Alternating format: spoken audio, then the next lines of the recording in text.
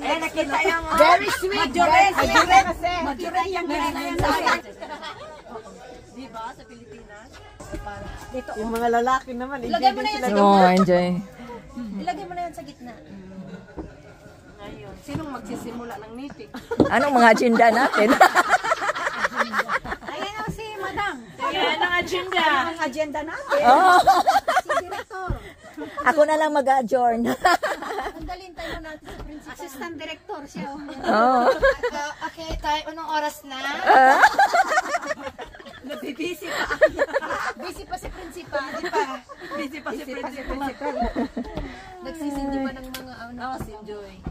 Ito, private school. Yung mga anak nyo, above, hindi pa, below the knee. Ang suot. Hi, principal! Ano ka? Hindi ka role model kasi above the Exempted. Hindi, restoran yung mga anak nyo na hindi magsuot ng above the knee. Galing kasi ako ng Hawaiian party. Kaya hindi ko, dapat merong palda to. Kinuha na lang. Yung palda ko sa sasakyan driver. Yung mga driver, pakikuha yung palda ko.